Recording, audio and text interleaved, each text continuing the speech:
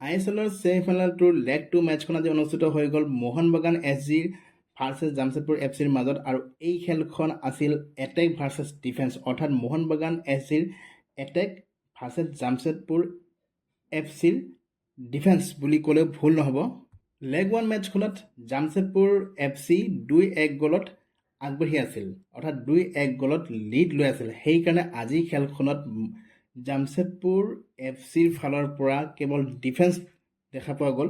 প্ৰথম হাফটোত 95% জামছেদপুৰৰ হাফত জামছেদপুৰৰ ফালেই খেলখন হৈ আছিল বুলি ক'লে ভুল নহ'ব, কাৰণ প্ৰথম হাফটোৰ প্ৰথমৰ পৰাই জামছেদপুৰে খেলখনত মোহন বাগানে যাতে এটাও গ'ল কৰিব নোৱাৰে তাৰ বাবে চেষ্টা চলাইছিলে, ডিফেন্স শক্তিশালী কৰিছিলে, ডিফেন্স মজবুত কৰি ৰাখিছিলে। আৰু সেইটো কাৰণে আৰু ইফালে মোহন বাগানে পুৰা এটেকৰ ওপৰত এটেক কৰি গৈছিলে। সেইটো কাৰণে প্ৰথম হাফটোত আমি প্ৰায় খেলখন জামছেদপুৰৰ হাফতে চলি থকা দেখা গ'ল। আৰু প্ৰথম হাফটোত জামছেদপুৰ FC মোহন বাগানক ৰখাবলৈ সক্ষমো হ'ল, কিন্তু ইয়াৰ আঁৰতে আছিলে জামছেদপুৰৰ ডিফেন্স আৰু লগতে জামছেদপুৰৰ গ'লকিপাৰ আলবিনো গমছৰ ছেভ। হয়, আলবিনো গমছ এইবাৰ ISLৰ এটা ছিজনত 100 ছেভ কৰা প্ৰথমগৰাকী গ'লকিপাৰ আলবিনো গমছ। প্ৰথম হাফটোত কিন্তু সফল হ'ল জামছেদপুৰ FC গ'লকিপাৰৰ ছেভ আৰু ডিফেন্সৰ যিটো শক্তিশালী ডিফেন্স কৰি ৰাখিলে, সেইটো কাৰণে।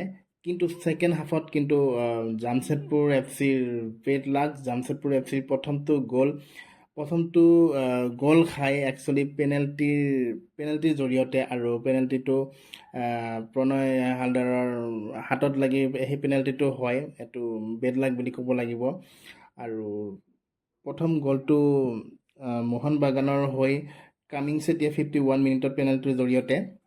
এই গ'লটোৰ পিছতে জামছেদপুৰৰ প্লেনিং অলপ চেঞ্জ কৰিব লগা হ'ল, যিটো ডিফেন্স কৰি আছিলে, একেবাৰে ডিফেন্সতে গোটেই প্লেয়াৰবিলাক আছিলে। তাৰপিছতে জামছেদপুৰে অলপ চেঞ্জ কৰিব লগা হ'ল প্লেনিংটো, আৰু জামছেদপুৰে অলপ এটেক কৰিব লগা হ'ল। তেতিয়ালৈকে ঠিকে আছিলে। এগ্ৰিগেট হিচাপে জামছেদপুৰে যিহেতু লেগ 1 মেচখনত 2-1 আগবাঢ়ি আছিলে, লিড লৈ আছিলে, আৰু ইয়াতে 51 মিনিটত কামিংছৰ পেনাল্টিৰ জৰিয়তে মোহন বাগানে যিটো গ'ল দিলে, গ'লটো দিয়াৰ পিছত এগ্ৰিগেট হিচাপে 2-2 ড্ৰত আছিলে। তেতিয়ালৈকে ঠিকে আছিলে, 90 মিনিটলৈকে খেলখন ধুনীয়াকৈ চলি গৈছিলে আৰু খেলখন ড্ৰলৈ আগবাঢ়িছিলে, এক্সট্ৰা টাইমলৈকে আগবাঢ়িছিলে।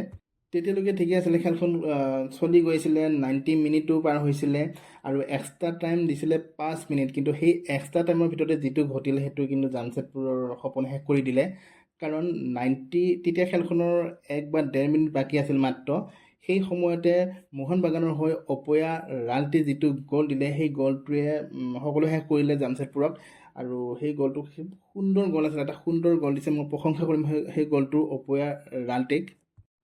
ফাৰ্ষ্ট লেগখনত জামছেদপুৰ FC 2-1 গ'লত লিড লোৱাৰ পিছত আজি ছেকেণ্ড লেগখনত মোহন বাগানে 2-0 লিড লৈ এগ্ৰিগেট হিচাপে 3-2 এই খেলখনত জয়ী হৈ মোহন বাগানে এইবাৰ ISLত ফাইনেলত প্ৰৱেশ কৰিবলৈ সক্ষম হ'ল। আৰু বেংগালুৰু FCৰ লগত 12 এপ্ৰিল তাৰিখে ফাইনেল খেলখন অনুষ্ঠিত হ'ব মোহন বাগানৰ।